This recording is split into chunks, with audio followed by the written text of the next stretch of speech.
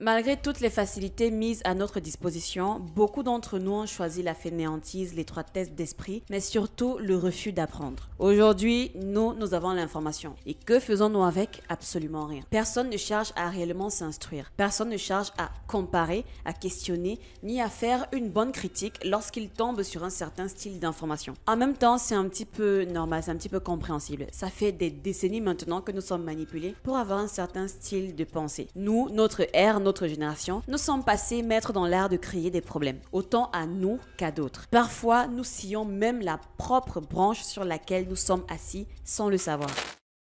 Chaque génération se croit plus intelligente que la précédente et plus sage que la suivante. Cette citation venant de George Orwell, vous l'avez probablement déjà entendue et peut-être même que vous avez eu un léger sourire en coin quant à la réponse que vous aviez en tête. Cette citation exprime une observation sur la perception que les générations ont d'elles-mêmes et des autres. Elle révèle une tendance humaine à se considérer comme supérieure par rapport aux autres générations, à la fois en termes d'intelligence et de sagesse. Orwell suggère donc par cette citation que chaque génération se voit comme plus intelligente que celle qui l'a précédée. Cela peut s'expliquer lorsqu'on prend en compte les progrès technologiques ou alors les avancées scientifiques de cette dernière, ou simplement à l'idée que les générations plus récentes ont appris des erreurs du passé. Si l'on suit ce raisonnement, alors normalement ça se tient. Pourtant, factuellement, nous sommes de moins en moins intelligents avec le temps. Et ce n'est pas moi qui le dis, les chiffres le montrent d'eux-mêmes. Malgré toutes les facilités mises à notre disposition, beaucoup d'entre nous ont choisi la fainéantise, l'étroitesse d'esprit, mais surtout le refus d'apprendre. La preuve, les contenus d'apprentissage sont les contenus les moins regardés sur Internet. Aujourd'hui, tout le monde est recentré sur lui-même. Aujourd'hui, c'est d'abord l'unité avant la communauté. Et pour justifier cet égoïsme qui monte en puissance,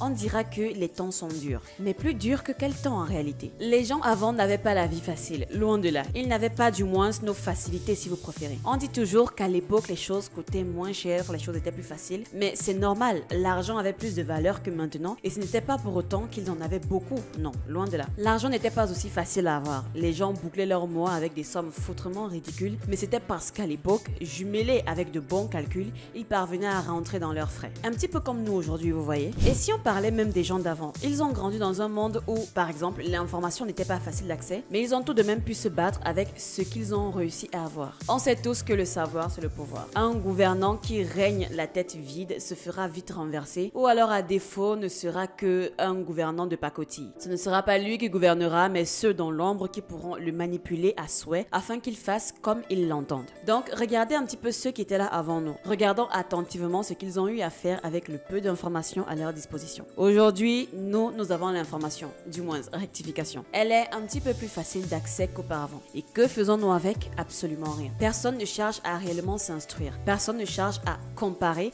à questionner, ni à faire une bonne critique lorsqu'il tombe sur un certain style d'information. En même temps, c'est un petit peu normal, c'est un petit peu compréhensible. Ça fait des décennies maintenant que nous sommes manipulés pour avoir un certain style de pensée. Mais ça reste tout de même triste. Tant qu'on y est, factuellement, c'est quoi la définition de l'intelligence? Je répondrai simplement en disant que c'est la capacité à résoudre un problème. Et j'ajouterai de façon efficace. Parce que oui, si je prends un exemple concret, vous comprendrez pourquoi cet ajout. Vous devez faire le ménage, passer un petit coup de balai par exemple. Vous avez terminé de balayer, mais au moment de vous débarrasser de la poussière, vous préférez la pousser sous un meuble, par exemple sur votre lit. Vous vous êtes certes débarrassé de la poussière, mais ce n'était pas de façon efficace parce que tôt ou tard, ce geste vous fera faire davantage d'efforts lorsque le dessous de votre lit, par exemple, sera tellement saturé que cette astuce ne pourra plus vous aider. Donc, grosso modo, ça ne fait pas de vous quelqu'un d'intelligent. Aujourd'hui, moi, j'ai plutôt l'impression inverse, si je puis le dire. Nous, notre ère, notre génération, nous sommes passés maîtres dans l'art de créer des problèmes. Autant à nous qu'à d'autres. Parfois, nous sillons même la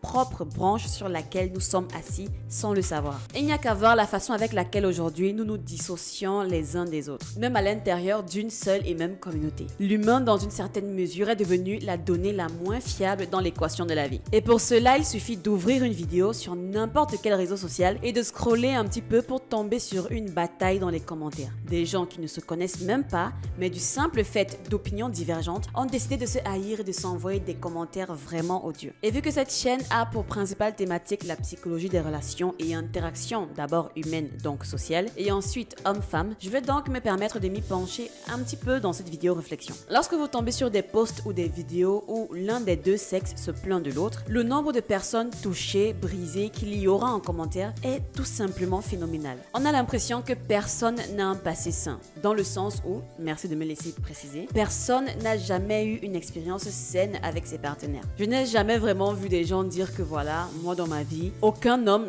/ aucune femme ne m'a encore fait du mal. Non. Nous sommes tous des blessés de guerre. Nous avons tous des rancœurs et des rancunes. C'est effrayant. Des antagonistes ont été créés à cause de cette façon de penser. Et bien sûr, souvent, dans la plupart des cas, la victime devient le bourreau. Tout le monde veut se venger, plus personne ne veut faire confiance à l'autre. Et si, comme un peu à chacune de mes vidéos, des malins et des malines venaient à me dire dans les commentaires de cette vidéo que les gens sur Internet, ceux qui interagissent avec le contenu précisément, ne représentent pas la réalité, j'aimerais juste vous dire, comme ça, juste au passage, que sur les 8,16 milliards de personnes à travers le monde en 2024, il n'y a que 2,6 milliards de personnes qui ne sont pas connectées, donc qui n'ont pas encore accès à Internet. Et ça, ce sont les stats de 2023. Donc, je dis ça, mais gamberger un peu à minima. Il y a 6 milliards de personnes qui consomment du contenu et qui interagissent avec. Je note la précision parce que c'est important. Ceux qui sont sur les réseaux ne sont pas toujours ceux qui créent. Et il y a davantage de consommateurs que de créateurs. Et il faudrait savoir que ceux qui créent le contenu ne sont pas toujours des personnes avec la science infuse, ne sont pas toujours des personnes qui ont quelque chose d'assez pertinent à ajouter. Parce que c'est souvent sur la base de ceux qui créent le contenu qu'on essaye de faire croire aux gens que voilà, si cette personne pense comme ça veut dire que toute la population représentative de ces sexes-là fait dans ça. Non, c'est faux. Bien sûr, ceci était une parenthèse. Une grosse parenthèse, certes, mais nécessaire. Dites-vous que nous sommes arrivés à un stade où on se dit de toutes les façons, les hommes sont des salauds et les femmes des traînées. Donc, choisissons juste celui ou celle qui n'a pas un background trop chargé et disciplinons-le. Et si même encore, si seulement ces blessés de guerre-là se chargeaient de penser leurs blessures soigneusement dans leur coin et voilà, de chercher plus tard à se réinsérer dans la vie de tous les jours, ils préfèrent ramener le plus de personnes sous leur chapelle, quitte à endoctriner ceux qui n'ont même encore jamais vécu d'expérience négative. Comment voulez-vous par exemple que vos enfants / futurs enfants / petits frères, petites sœurs, vos amis, votre entourage en général soient de bonnes personnes si de base vous leur faites comprendre que les hommes sont des salopards manipulateurs et les femmes des salopes profiteuses? Pas pour dire qu'il n'y a pas de mauvais hommes ou de mauvaises femmes, non, juste que c'est déjà contraignant de leur faire grandir avec cette mentalité-là, de leur mettre ça dans la tête comme ça par défaut, genre vous leur donnez ça comme skin de base. Non, ça ne se fait pas. Laissez les gens se faire leurs propres idées, leurs propres expériences, et c'est d'ailleurs ce que j'avais souligné, je pense, dans une précédente vidéo, mais malheureusement, beaucoup sont restés bloqués, vraiment beaucoup, sont passés à côté du réel message. Ceux qui s'en étaient pris à moi avec énormément de véhémence sont surtout ceux qui se sont limités au personnage et non à l'idée que j'essayais de faire passer derrière. Beaucoup ont cru que je m'attaquais à leur influenceur préféré, mais surtout ce que je déplorais, c'est le phénomène qu'ils sont en train de créer de par leur discours généraliste. Je fais souvent l'effort dans mes vidéos à chaque fois que je dois parler de statistiques, que je dois énoncer dans certains styles de comportement, des observations en général. Je fais vraiment l'effort, vraiment je pense, de vraiment faire l'effort de préciser qu'il ne s'agit pas de statistiques généralistes. Le phénomène avec les contenus red pill féroces du genre de Alex Hitchens ou par exemple d'Andrew Tate, c'est qu'ils prennent cet aspect dépravé que l'on retrouve aujourd'hui chez certaines femmes par exemple, pour généraliser la dépravation, pour associer la dépravation à l'être féminin. Why? On sait très bien que la plus grosse audience de ces coachs-là, de ces influenceurs-là, ce sont les jeunes entre quoi 15-25 ans. Vraiment, leur plus grosse audience, c'est cette tranche d'âge-là. Parce que honnêtement, au-dessus de 25 ans, voire 30-35 par là, tu as déjà suffisamment d'expérience pour te rendre compte, si bien sûr tu n'as pas fait des mauvais, vraiment des extrêmes mauvais choix dans ta vie, tu as suffisamment d'expérience pour te rendre compte que la femme que l'on décrit comme étant la Jezabel, la succube ultime, ne représente et ne représentera jamais la femme du quotidien. C'est comme ces gens, ces hommes notamment, qui se plaignent de tomber sur des femmes de peu de valeur, entre guillemets, eh bien c'est parce que vous cherchez au mauvais endroit tout simplement. Si vous voulez rencontrer des femmes somme toute qui correspondent à ce que vous recherchez, je ne vais donner aucun critère ici parce que je veux éviter du mieux possible de me mettre dans une sauce, dans une quelconque sauce, parce que oui,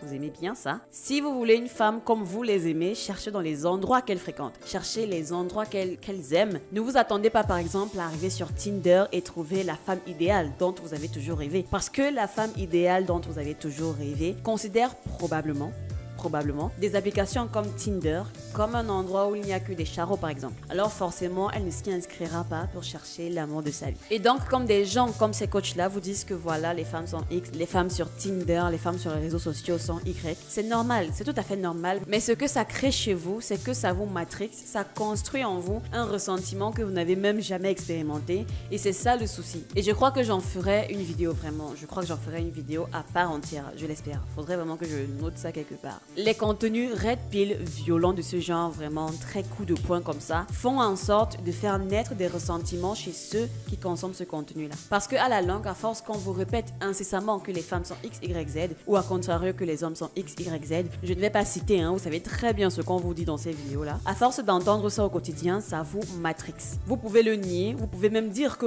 ça ne vous a pas particulièrement influencé, mais ne dites pas que ça n'influence pas d'autres, parce que c'est le cas. À force de chanter l'alphabet dans vos têtes, vous l'avez mémorisé. Alors lorsqu'on vous répète sans cesse des trucs abrutissants, ça finit par rentrer et définitivement. Ceux qui ne se sont pas encore fait une idée de ce que c'est qu'une relation, une réelle relation, parce que ne me dites pas qu'entre 15 et 20 ans, vous savez ce que c'est qu'une relation. C'est faux, c'est très très faux. C'est faux.